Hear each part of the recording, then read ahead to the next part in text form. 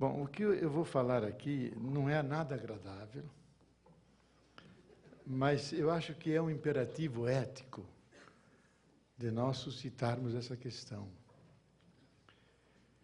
Porque, na minha compreensão, nós estamos enfrentando uma situação inédita na história da humanidade e que pode ser uma situação terminal. Então, apresento aqui o livro Hora Final, que não é um livro de algum jornalista, é do astrônomo real, da Academia Real de Ciências de Londres, Martin Rees. É um texto extremamente sério.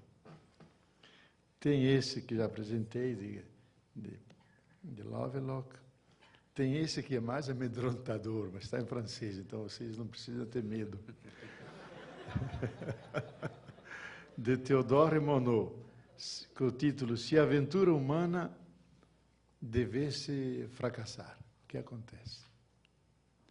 E vocês todos acompanharam pela televisão a passagem de Al Gore, aqui pelo Brasil, com o seu filme Uma Verdade Inconveniente. E outros cientistas que falam dessa área. Então, o que pesa sobre o sistema Terra e sobre a humanidade é uma ameaça séria que a grande maioria da humanidade, mesmo dos próprios cientistas, nas críticas mais duras que faz James Lovelock, é os cientistas, porque estão tão especializados nos seus saberes que eles perderam a visão do conjunto e não se dão conta da força destrutiva que tem o projeto da tecnociência hoje. E não medem o peso da máquina de morte que foi construída pelo ser humano, digamos, pela insanidade do ser humano.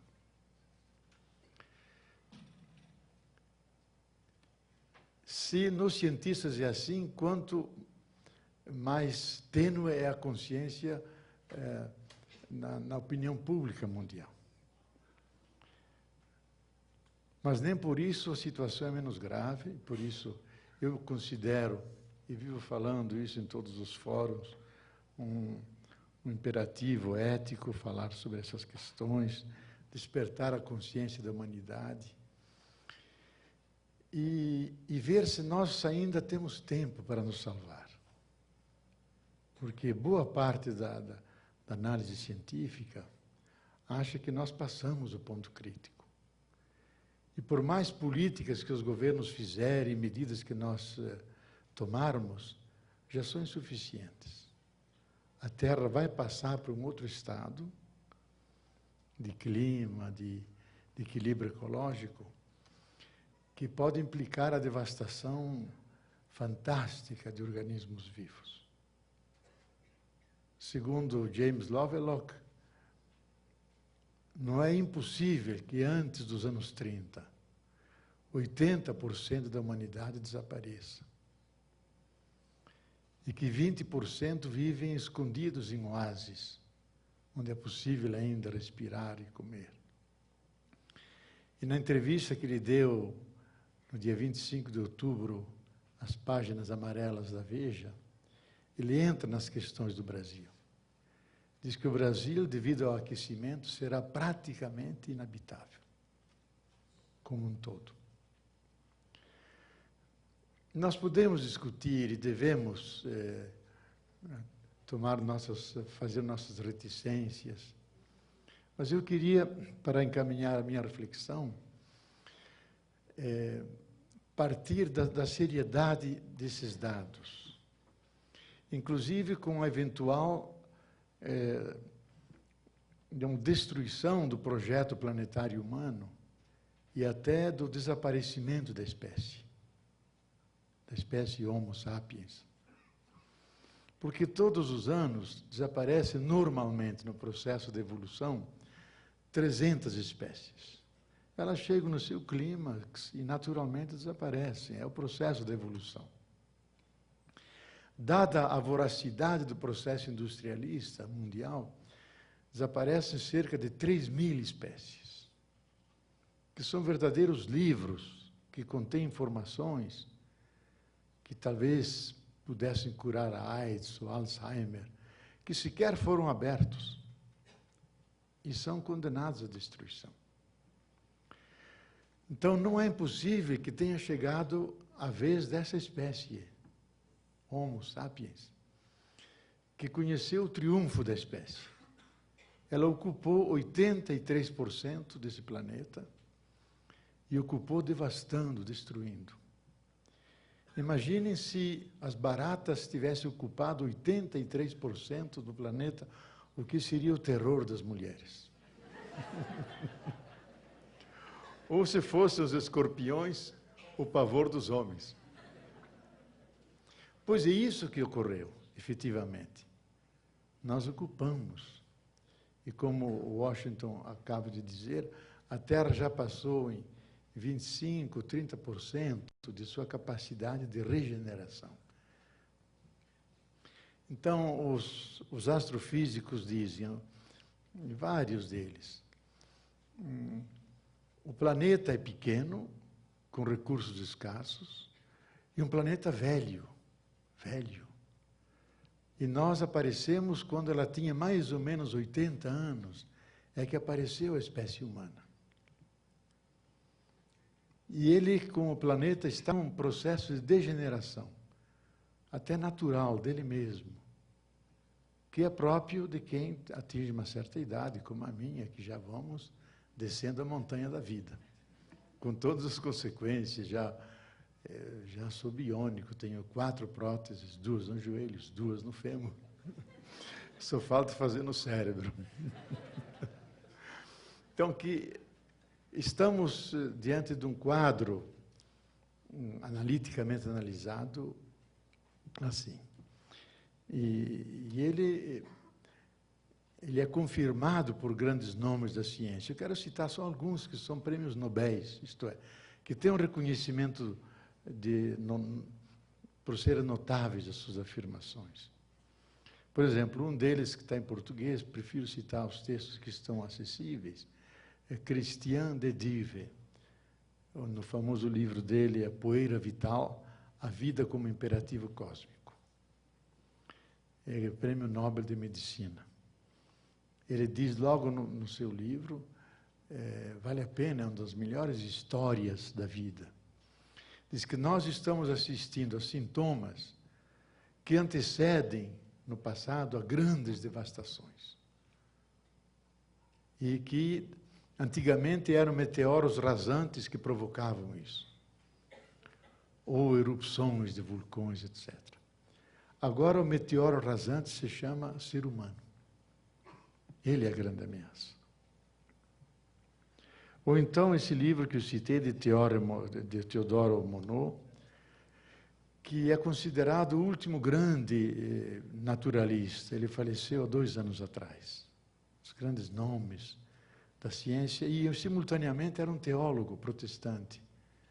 O livro dele tem páginas inteiras de teologia, de exegese bíblica. Então ele diz, somos capazes de uma conduta insensata e demente. Pode-se, a partir de agora, temer tudo, tudo mesmo, inclusive a aniquilação da raça humana. E acrescenta com uma certa ironia, seria o justo preço de nossas loucuras e de nossas crueldades. É o que diz também o James Lovelock. Nós temos que pagar um preço por séculos, milênios, de sistemática agressão à Gaia. Ela é mãe generosa, mas é uma mãe severa e disciplinada e que pune duramente os seus filhos rebeldes. E, se precisa, com muita dor, os condena à morte, para que outras espécies possam continuar e ela possa continuar vivendo. E talvez nós tenhamos chegado a um ponto dessa envergadura. Esse outro, que é um nome notável da biodiversidade. Ele criou o termo biodiversidade. Edward Wilson. Tem um livro dele em português, vale a pena ler, porque é um alarme das questões ecológicas, o futuro da vida. Aí ele diz, o ser humano até hoje tem desempenhado o papel de assassino planetário. A ética da conservação na forma de tabu, totemismo ou ciência quase sempre chegou tarde demais. Talvez ainda haja tempo para agir. E quero citar o grande historiador, dois historiadores agora. Arnold Toynbee, talvez um dos maiores do século XX, que fez a história das 10 grandes civilizações conhecidas, em 12 tomos muito importantes. Eu, como jovem estudante, mas eu trabalho de ler os 12 tomos.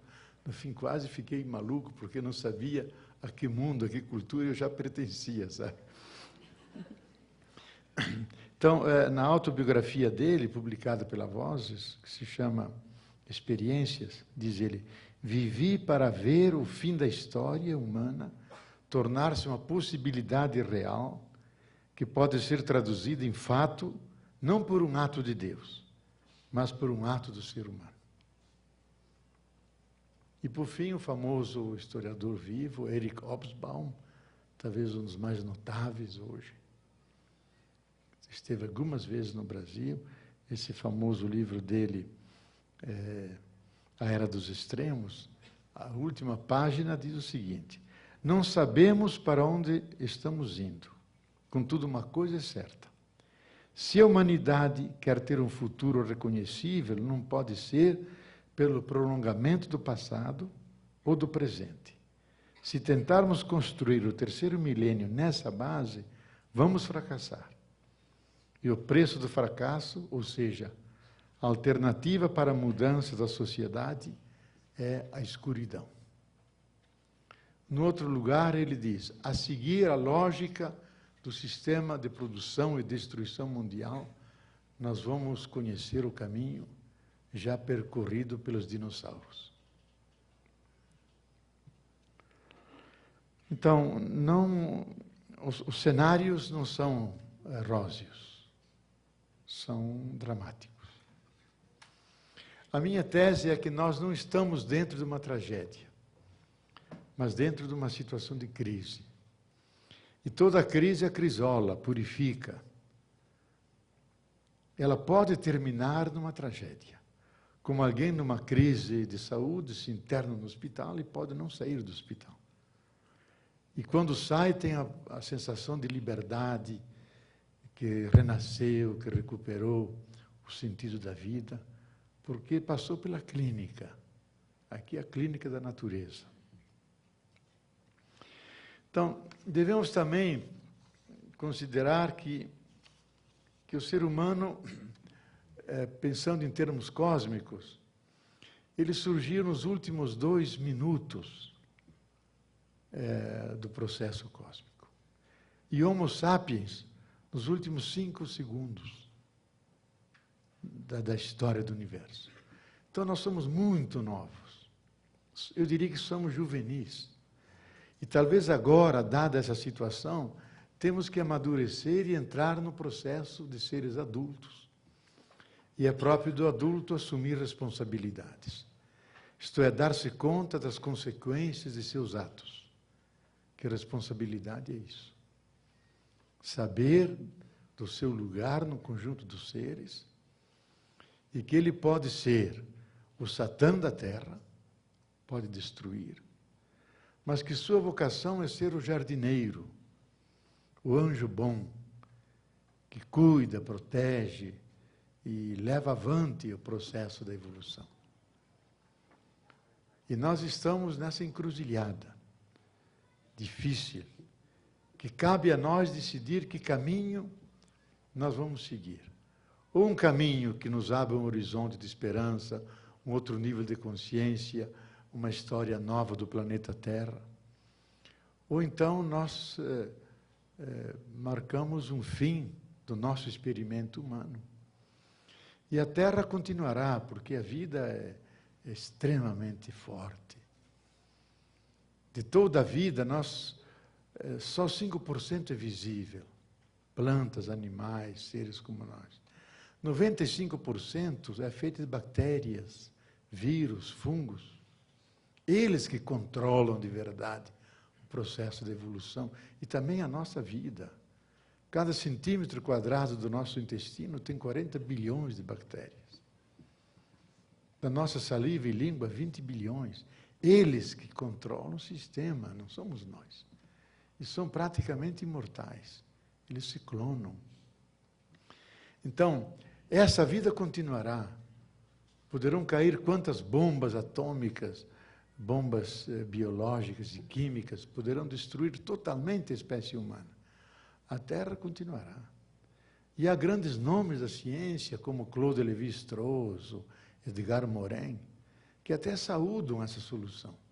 Diz, para Gaia é bom isso, o ser humano é demasiadamente destrutivo.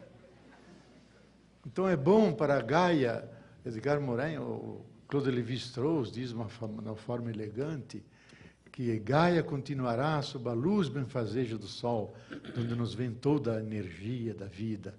Ela continuará, quem sabe, produzindo mais diversidade do que agora. Porque a Terra teve uma experiência terrível. Porque durante 133 milhões de anos, os dinossauros soberanamente regeram esse planeta. Como eles tinham um sistema de sangue que se adaptava a todos os climas, eles podiam estar no Polo Norte, podiam estar nos trópicos, podiam estar no Polo Sul, sobreviviam e devoravam tudo. Então, nosso ancestral, de onde nós viemos, pequeno animalzinho que não tinha mais do que o tamanho de um coelho, menor que um coelho, ele vivia nas copas das árvores, 70, 80 metros, se alimentando de flores. Nunca podia descer, porque os dinossauros já comiam. Então, quando eles desapareceram, há 65 milhões de anos, houve uma vingança de Gaia como nunca antes. Uma explosão de biodiversidade de todas as formas, de plantas, de animais, de pássaros, de peixes, como nunca antes. A Terra estava livre, podia se expandir. E é aí que o nosso ancestral desceu, deixou de comer flores e brotos, e começou a ser omnívoro, começou a comer de tudo, inclusive carne. E nunca mais deixou até hoje. Infelizmente, eu acho. Então, a Terra conheceu isso. E o ser humano, se ele desaparecer, a Terra vai continuar. Embora velhinha e tudo, mas tem energia ainda dentro, para ela levar avante um projeto de vida. Então, hoje a teoria mais aceitável, inclusive na comunidade científica, que antes era a hipótese Gaia, de James Lovelock, hoje ela se transformou em teoria científica. Que quando em 2001, mais de 1.400 cientistas, num grande congresso, reconheceram a tese básica de James Lovelock, que a Terra é um superorganismo que se autorregula, onde as partes físicas, químicas, biológicas e humanas se entrelaçam, formando um grande sistema regulador. E que essa regulação, esse equilíbrio dela, se destina a manter a Terra habitável para todos os seres. Não é um equilíbrio que se mantém por si mesmo, não, visa favorecer, criar condições benévolas para a vida, em todas as suas formas. Então, esse equilíbrio que está sendo afetado pelo aquecimento do planeta, dada a atividade humana e as mudanças climáticas. Então, são os dois fatores mais ameaçadores hoje, é o aquecimento e os climas alterados. Que de um lado há grandes enchentes tremendas, como nesses dias em São Paulo, e em outras há grandes secas. Esse desequilíbrio que leva a Terra a mostrar que ela está com febre, ela está doente. E o aquecimento crescente que é inegável.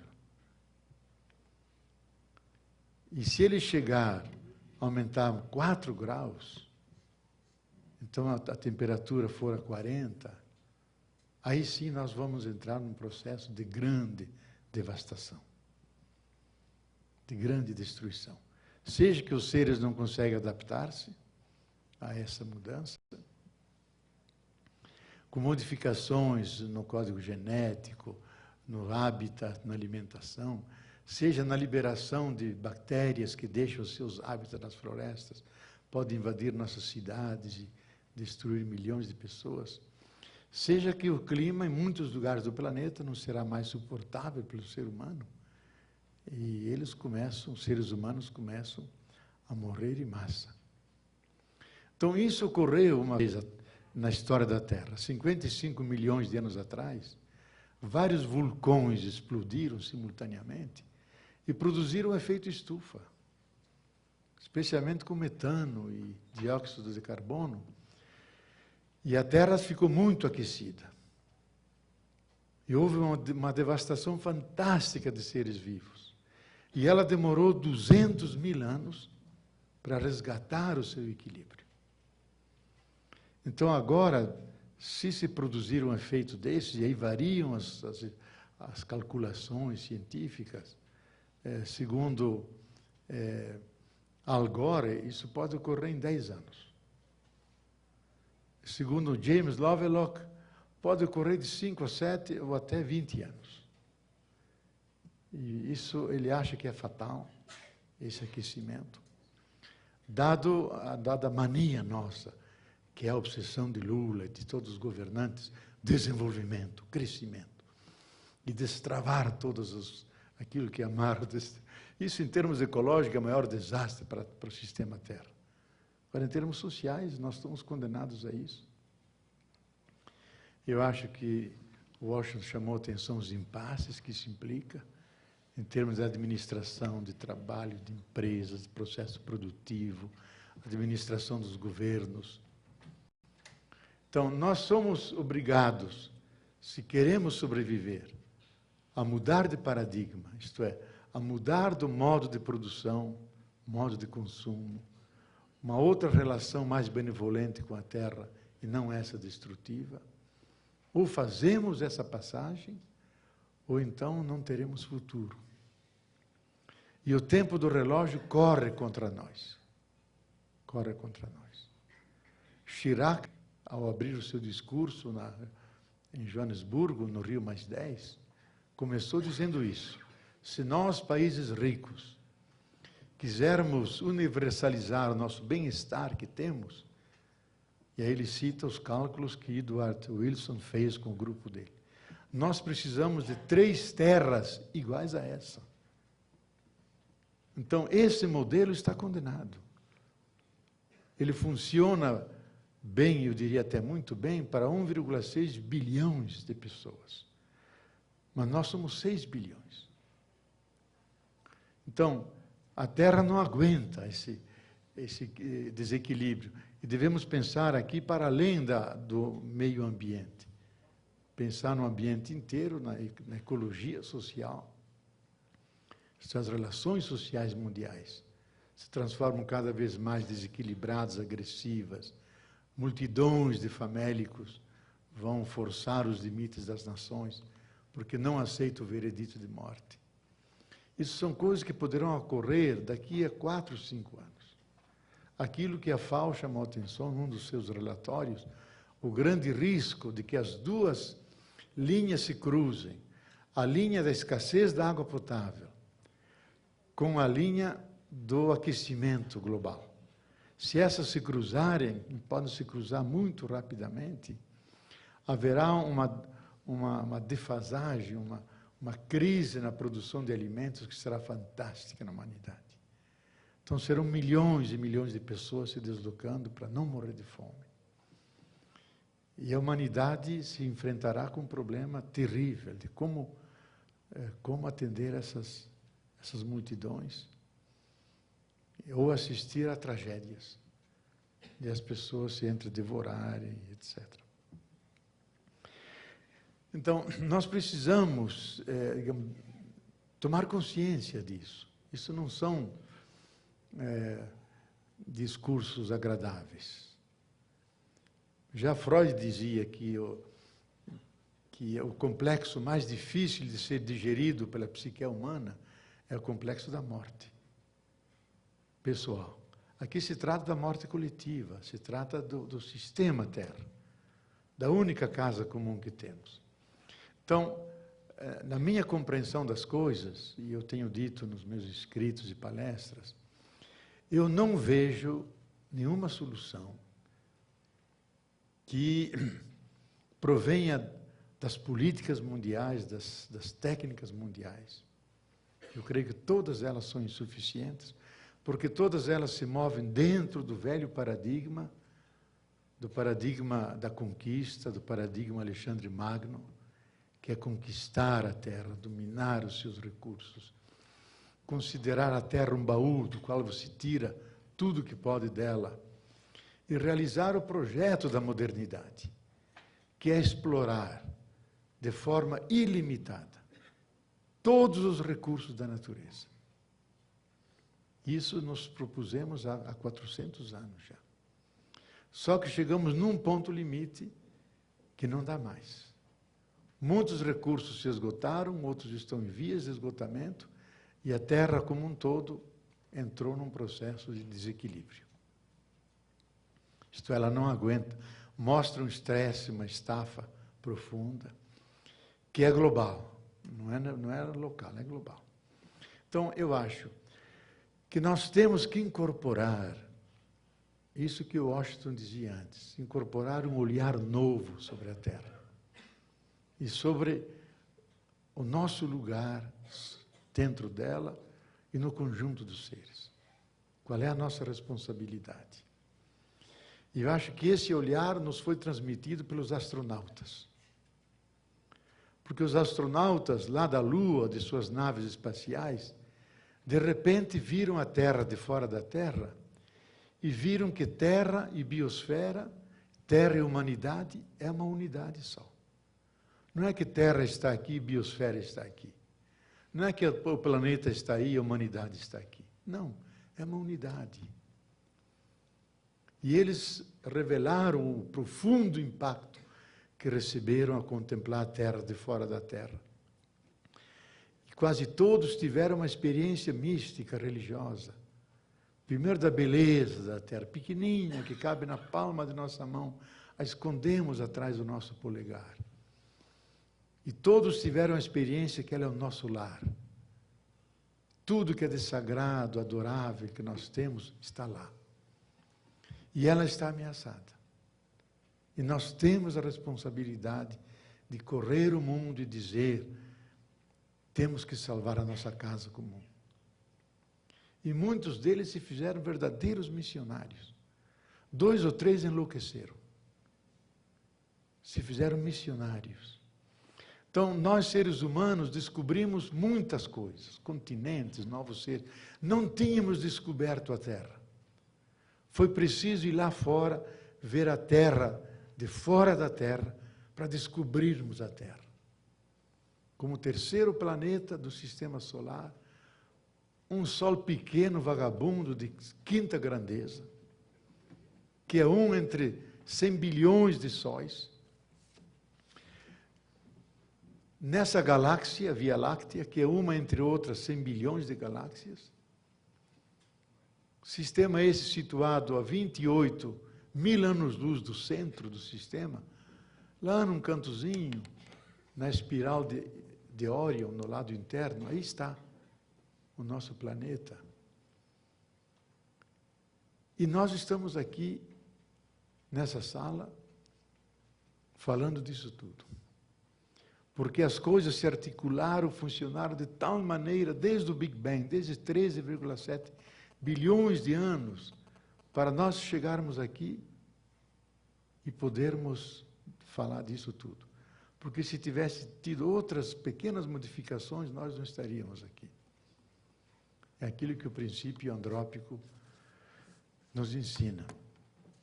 Então, o ser humano tem essa responsabilidade, situado dentro dessa situação, e ele tem que desenvolver, no meu modo de ver, uma ecologia profunda, uma ecologia espiritual.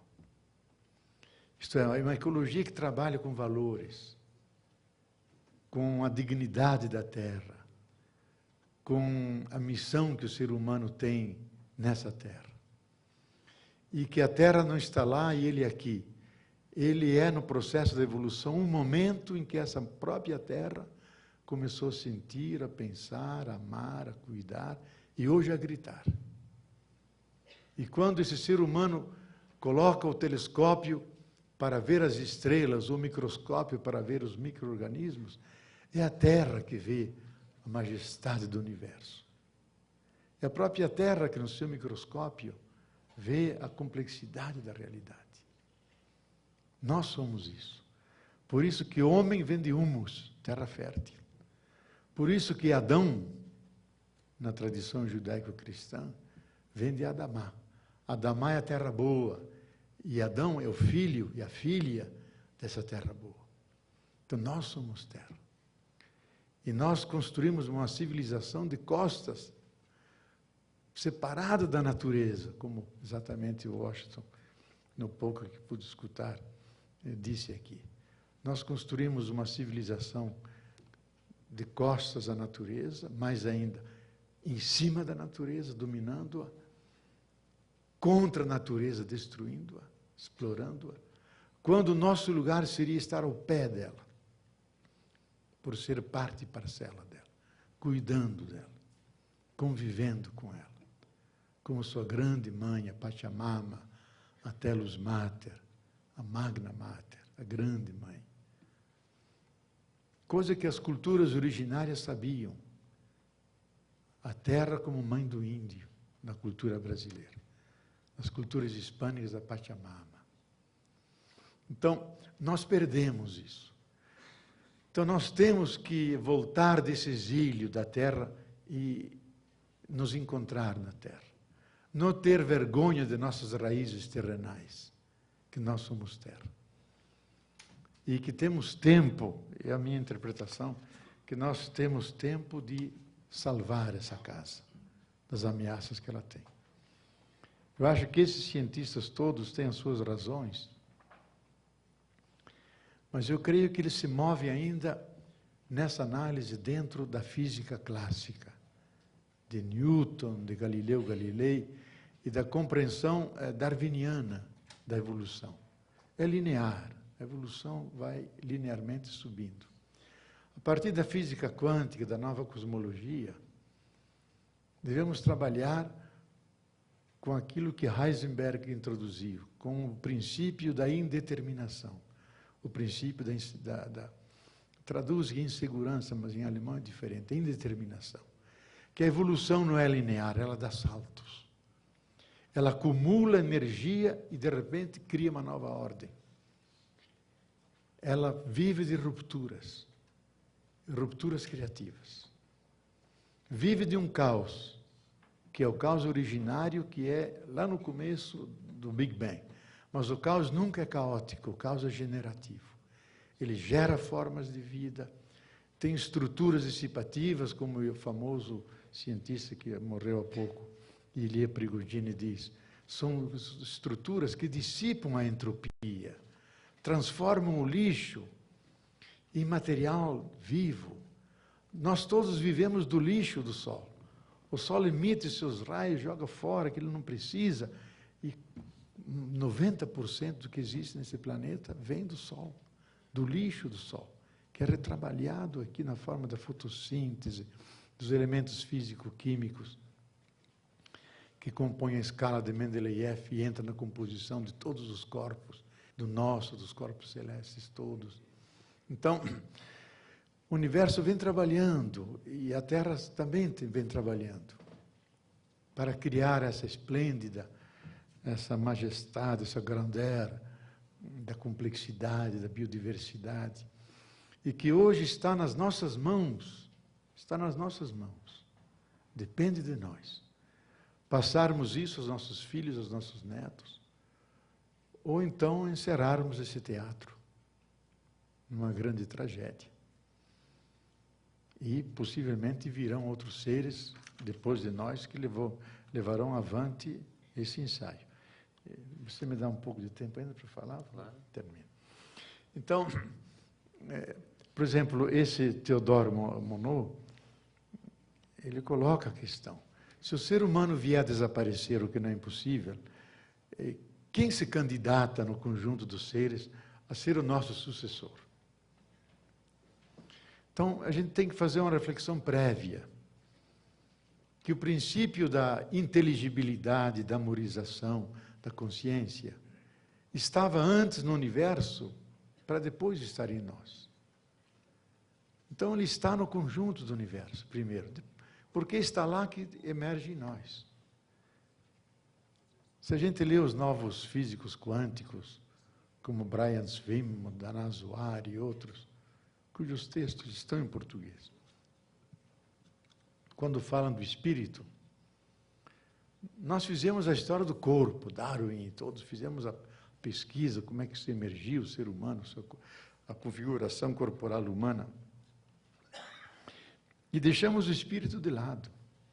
Vemos grandes físicos, Niels Bohr, Einstein, diziam, não, espírito, isso é coisa das religiões. Nós não sabemos o que fazer. Vida é a mesma coisa. Inclusive, pelo nosso método científico, para estudar um ser vivo, temos que matá-lo e levá-lo aos nossos laboratórios. Então, que ciência é essa que, para estudar o objeto, tem que destruí-lo? Mas é o modelo. Então, que o espírito é tão ancestral quanto a matéria e o corpo. Que naquelas frações bilionésimas de segundo depois do Big Bang, quando os primeiros top quarks começaram a se relacionar, e depois os prótons, e os neutrinos e nêutrons, e os átomos, quando se criou essa primeira interação, já se criaram as primeiras unidades, primeiras redes de energia e troca de informações. Então, matéria, como vocês sabem, não existe. Depois de Einstein, toda matéria é energia, em distintos níveis de densidade. Então, quando se cria aquele campo de energia, aquela unidade mínima, aí começa a surgir aquilo que nós chamamos de espírito, que é a capacidade de criar unidades, configurações, totalidades, que vão crescendo ao longo da evolução até emergir de forma consciente nos seres humanos. Então, o espírito, ele compõe o processo de evolução, ele é parte desse processo, não vem de fora. Não é que a divindade de fora injeta aqui o espírito. Ele é produzido, ele é a auto-organização da própria matéria, que chegando a um nível de complexidade, ela irrompe como vida. Então, a vida é um capítulo da história do universo. E a vida humana é um subcapítulo do capítulo da vida. Então, isso está no universo. E se nós desaparecemos, ele vai emergir. Quem sabe em outros, se a gente aceitar a teoria cosmológica das cordas, haveria cerca de 11 universos paralelos. E os buracos de minhoca, é o que ele chama, é o nome científico dele. Buracos de minhoca seriam aqueles pontos em que um universo se comunica com o outro. Quem sabe até os buracos negros não seriam passagens de um universo ao outro. Mas isso são as teorias da ciência, que vocês podem ler muito bem nesse livro fantástico que eu aconselho, de Stephen Hawking, O Universo como uma Casca de Nós. Porque de uma forma didática, para a gente que tem a cultura média do secundário, ele explica as teorias mais avançadas da ciência, com box assim, com linguagem simples e muitos desenhos. Ontem ainda me impressionou um desenho dele, que coloca uma minhoca e em cima um computador. E diz que o cérebro da minhoca tem 100.000 vezes mais complexidade que o nosso computador mais complexo. Então, nossa ciência é uma ciência muito menor, sabe? Primeiro que trabalha com coisas grandes, quando a natureza trabalha com a nanotecnologia. A tecnologia do ínfimo, do pequeníssimo. Então, diga-se, uma minhoca é mais inteligente que um computador. Devemos rir da nossa arrogância científico-técnica, de dominarmos o mundo, as forças da natureza. Dominamos nada. Então, Teodoro Monod sugere que na nossa natureza existe um ser que seria um forte candidato a ser o nosso sucessor, que seriam os cefalópodes. Cefalópodes, eu nem entendo o nome, mas são moluscos como os polvos e as lulas. Tem um tipo de lula, descreve ele aqui.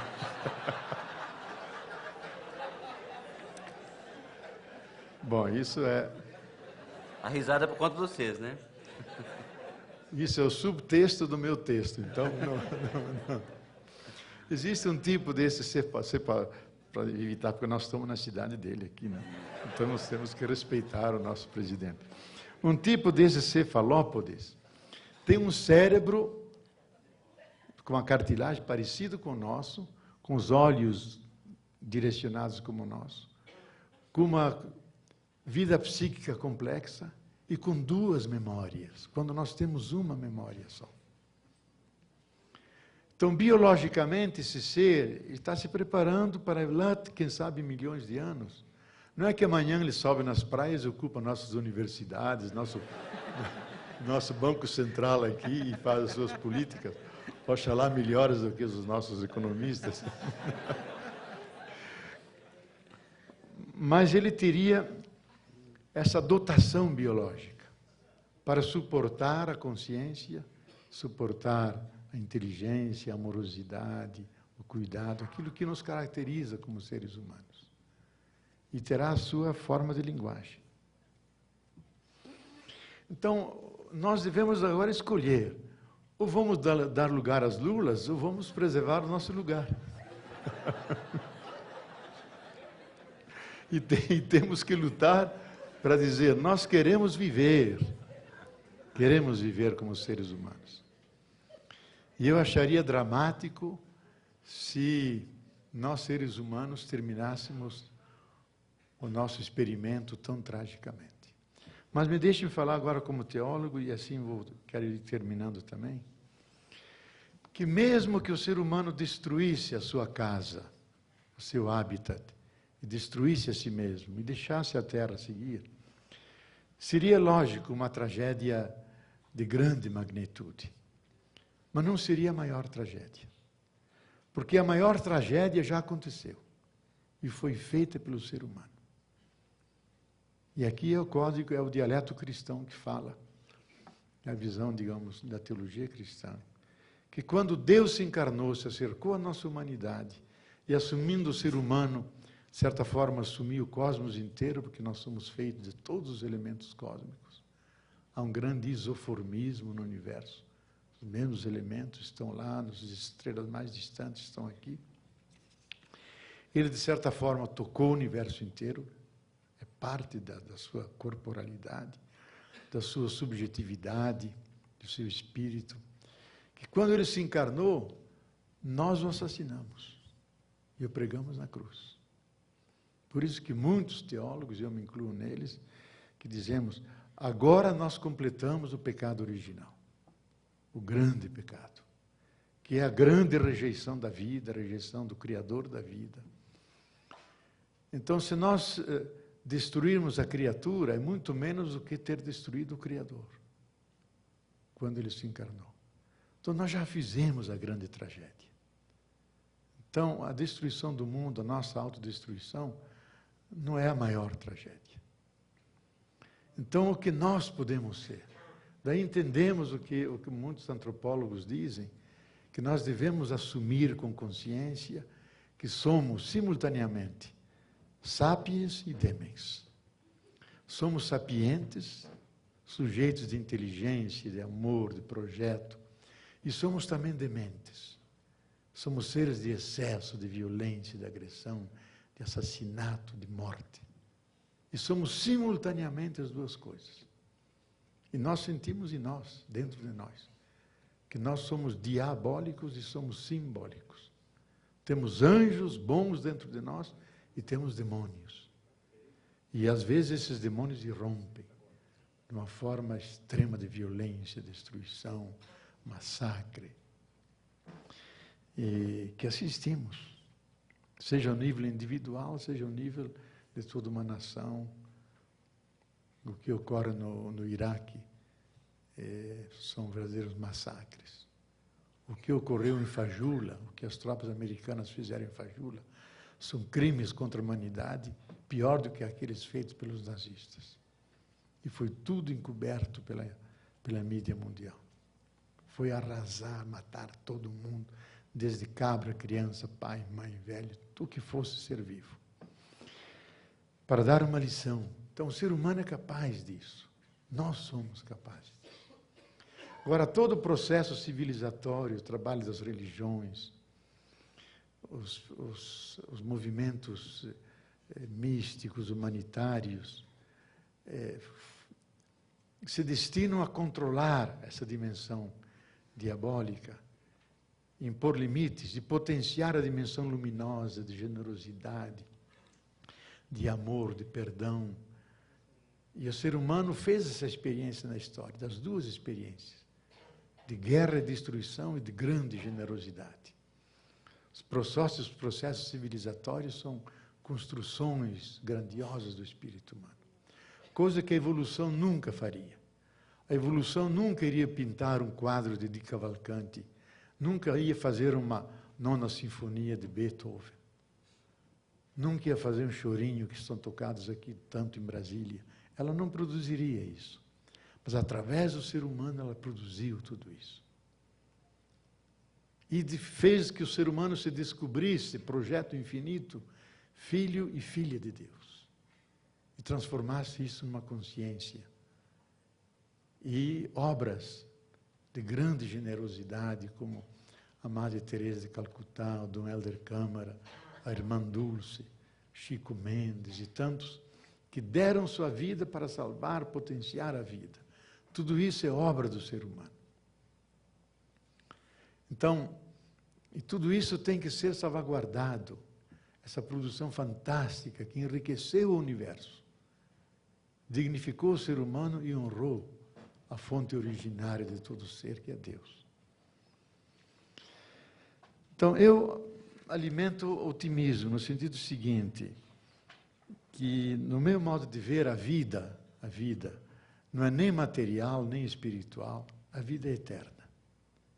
Até hoje, os cientistas todos, os novos pós-darwinianos, não os neo-darwinianos, pós-darwinianos, que vão mais longe que Darwin, diz isso: quanto mais penetram no código genético, no mistério da vida, mais miraculosa ela se parece.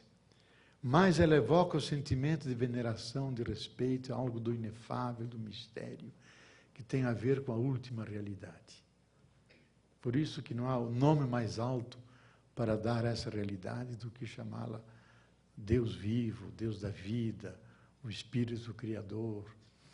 Então, eu creio que nós nos sentimos, a evolução caminhou a um ponto de criar em nós a consciência de podermos dialogar com essa realidade, senti-la dentro de nós, cair de joelhos diante dela, venerá-la, como também negá-la.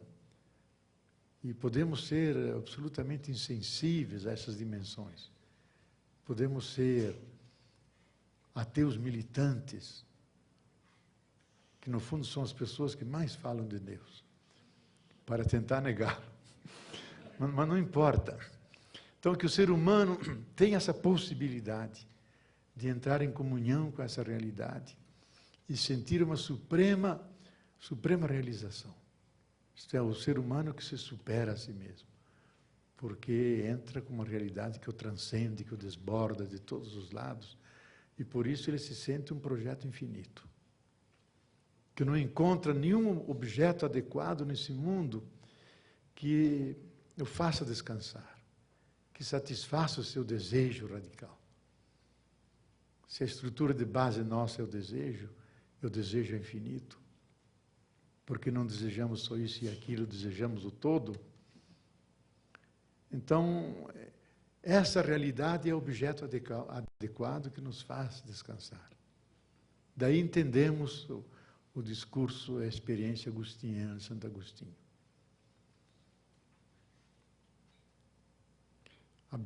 Essa experiência de beleza tão antiga e tão nova. Então, Deus captado como fonte originária do ser, é aquele antes, que vem antes do antes. Isto é, antes do Big Bang, antes do vácuo quântico, aquele fundo de energia, de onde tudo vem, de onde tudo volta, que ainda são coisas discerníveis, cabe na nossa inteligência, a pesquisa chega até lá. Mas quando perguntamos, e antes, o que era? Então, essa fonte originária, que não tem nome, o nome é o indecifrável, é o mistério, é incompreensível. São os adjetivos que as religiões atribuíram a essa realidade, que chamaram Deus, ou chamaram de Tao, chamaram de Olorum na tradição afro-brasileira. Vamos honrar a nossa tradição afro-brasileira. Olorum como essa divindade misteriosa, que é fonte de tudo. Então, nós chegamos no processo de evolução a captar isso. Isso se transforma numa contemplação, numa mística, numa profunda experiência interior. E se transforma também num olhar diferente da realidade. A realidade se transforma num sacramento. Revela essa suprema realidade tão inefável. Ela se esconde atrás das coisas. Ela une e reúne, liga e religa tudo, de tal forma que o universo é um cosmos, não é caótico. Ele é uma imensa harmonia, que fascinou os grandes nomes como Einstein, David Bohm, Stephen Hawking, na sua obra, até a última dele, A Nova História do Tempo, que ele termina dizendo, o seu objetivo é descobrir aquela fórmula pela qual o mundo todo foi criado e descobrir o pensamento de Deus. O que Deus pensou quando criou tudo isso. Se a gente descobrir essa fórmula, entendemos o universo. Então, nós chegamos a isso. Então, eu acho que essa experiência, e aqui quero terminar, ela não está devotada à destruição. Pode desaparecer um tipo de mundo, desapareceram tantos tipos de mundo, mas não desaparece o mundo.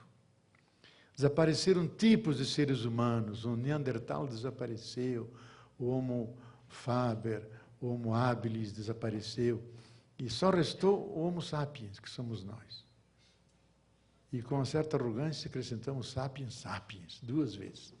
Eu acrescento 3 vezes, demens, demens, mais uma vez demens. Mas que agora, eu acho que agora ele está despertando, e é o sentido da minha reflexão aqui, para que despertemos, que nos inquietemos, porque é a inquietação que faz pensar. É a inquietação. É a inquietação que nos faz mudar. Como diz Santo Agostinho, nós mudamos ou por um grande amor, então os enamorados sabem isso, ou por uma grande dor.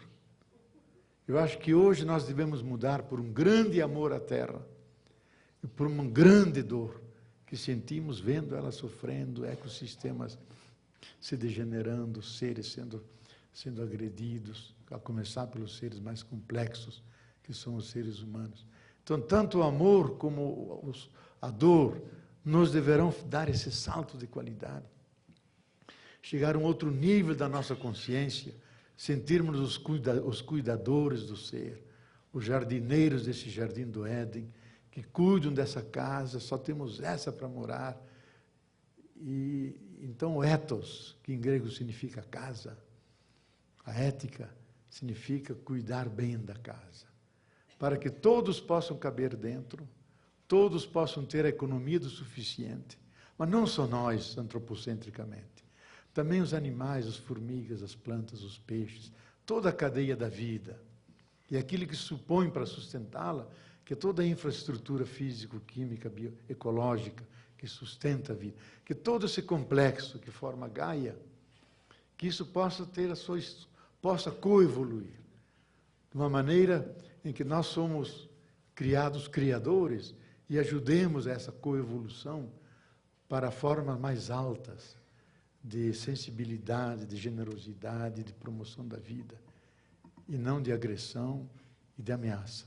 Eu acho que é isso que nós somos chamados. A vida é chamada para a vida e não para a morte, porque isso é o desígnio do Criador e é a flecha do tempo, a flecha da evolução. Muito obrigado.